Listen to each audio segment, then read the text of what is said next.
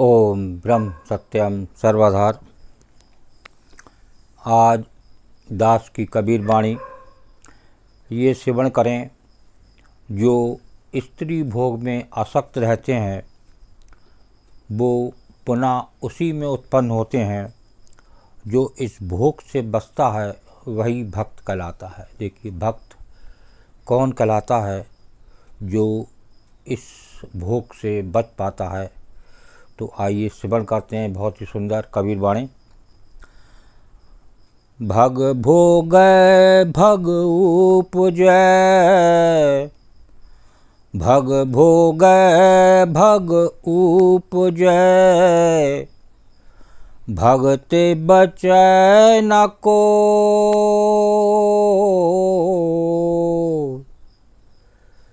भग भोग भग उपजै, भगते बचै न कोय। कहें कबीर भगते बचै, कहें कबीर भगते बचै। भक्त कहावै सोय कबीरा, भक्त कहावै सोय। भग भोगै भग उपजै, भगते बचै न कोय। कहें कबीर भगतै बचै, भक्त कहावै सोय। देखिए, कौन भक्त कहलाता है, कौन इस भोग से बचे तो वो भक्त कहलाए। तो आइए सेवन करते हैं। ये क्या संदेश दे रही है वाणी? जो स्त्री भोग में आसक्त है वे पुनः उसी में उत्पन्न होते हैं। देखिए, कबीरदास जी ने साफ लिख दिया, जो स्त्री भोग में आसक्त रहते हैं वो पुनः उसी में उत्पन्न होते हैं। और जो इस भोग से बचता है वही भक्त कहलाता है। कहें कबीर भगते बचै, भक्त कहावै सोय। वही भक्त है जो इस भोग से बचे। आज संसार में नित्य प्रति ये देखने को मिलता है कि लोग भोग विलास में ही अपना जीवन यापन कर रहे हैं। एक दूसरे को देखकर बस यही कुछ इस संसार में रह गया है। इसीलिए ये संसार दुख रूप है। भक्ति ठीक नहीं हो रही है। एक संत, एक कबीरदास जी, एक गुरु के अनुसार भक्ति हो तो निश्चित ही इस जीवन में परिवर्तन आने वाला है। अगली वाणी को स्मरण करते हैं। कामी अभी न भावई, कामी अभी न भावई। विष को ले बेसो,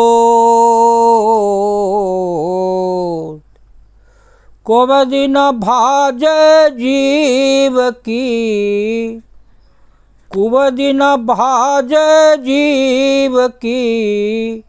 भावै ज्यों परमोध कबीरा, भावै ज्यों परमोध।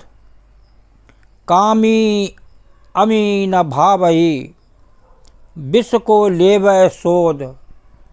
कुबद न भावै जीव की, भावै ज्यों परमोद। कामी को ज्ञान नहीं भाता, वो तो विष रूपी विषय भोग को ही ढूंढता है। देखिए, जो कामी व्यक्ति होता है, जो संसार में भोग विलास ही ढूंढता है, उसकी बात हो रही है।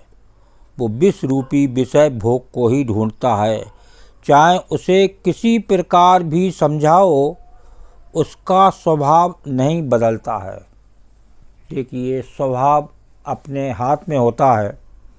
अगर आप अच्छे कर्म करें, अच्छा बोलें, एक गुरु की शरण हैं, एक अच्छी संगत करें, एक सादा भोजन करें, तो निश्चित ही स्वभाव में परिवर्तन आने वाला है। आज इस संसार में नित्य प्रति भोग विलास में ही जीवन यापन हो रहा है उन संसारियों को देखकर, इसीलिए वो इसी भोग विलास को ही ढूंढता रहता है और उसे आप कितना ही अच्छी चीज़ समझाएं तो उसकी कुछ समझ में नहीं आती और उसका स्वभाव नहीं बदलता। आइए एक और वाणी को श्रवण करते हैं। कामी करम की केचुली, कामी करम की केचुली, पैर हुआ नर नाग। कामी करम की केचुली, पैर हुआ नर नाग। सिर फोड़े सूझे नहीं, सिर फोड़े सूझे नहीं, कोई पूर्बला भाग कबीरा, कोई पूर्बला भाग। कामी करम की कैचुली, पहर हुआ नर नाग। सिर फोड़े सूझे नहीं, कोई पूर्बला भाग।